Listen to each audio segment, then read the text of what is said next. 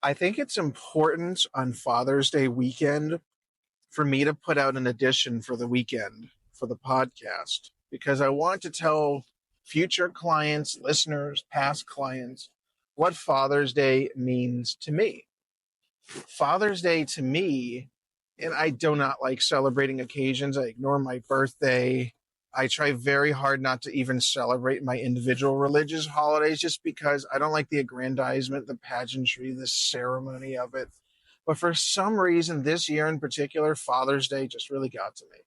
And I think there's a work component there. And the work component is I am so tired of having other parties deny their co parent the opportunity to see their children. It seems like a plague on society when that happens. There may be very good reasons for time sharing to not occur.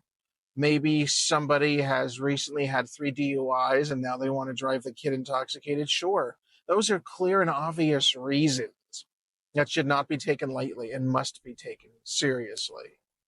But what I'm talking about is the old my child, my property, my choice, my decision. I will do whatever I want. And that to me is incredibly vulgar. That to me is among the reasons I enjoy doing paternity cases in particular, whether it's from the mom's side or the dad's side, if this has happened to them.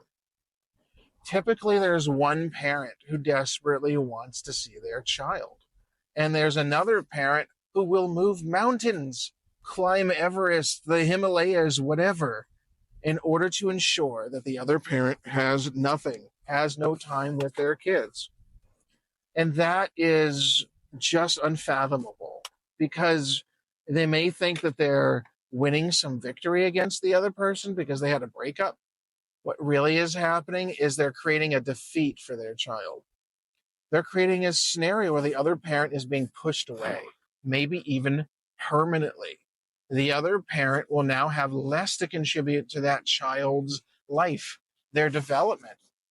And there's a sickness there with demonizing the other person because you had a breakup. Now, if there's domestic violence involved or some horrible thing, I'm on your side. I'm not sure that that is an appropriate person to bring around your kid at that time.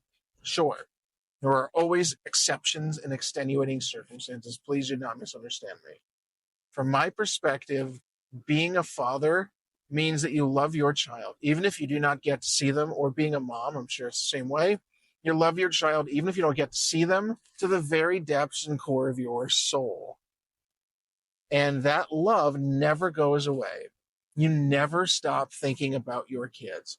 Morning, noon, and night, even in your sleep, even when they're at school, when they're on the field trip, when they are playing at a friend's house, when they're over at grandma's house.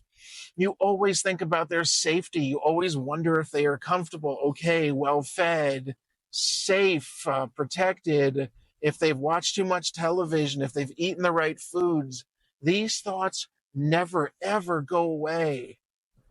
And being a parent is one of the greatest blessings that life could ever give us. There's something about it. It's not just legacy building or, oh, I was a doctor, so my daughter's going to be a doctor, and that's the way it is. That's simplistic thinking.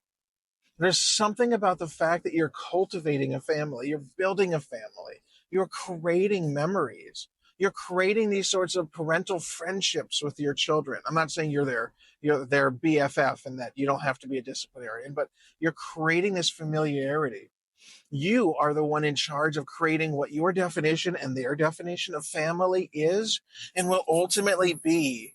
It's like you're building something for all of your life and all of their life, something important, something incredible, something special.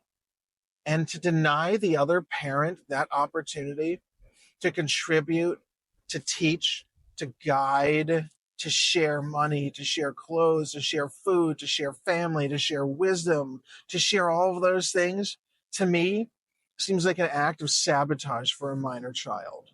On this Father's Day and any other Father's Day, what I can tell you, moms and dads out there, is co-parenting sure as shit is not easy, and the other person might be a covert, quote-unquote, narcissist. They might be a real pain in the ass. They might gaslight. But if they love that kid, and they demonstrate the desire to be with your child together, I mean, your child, not just your child, I mean, your child together, if they demonstrate that desire, then maybe let them have the chance. Maybe co-parent, maybe cooperate, maybe facilitate that. Consider that your child should be a winner and not a loser because you want to be a winner and the other party a loser. Happy Father's Day, my friends.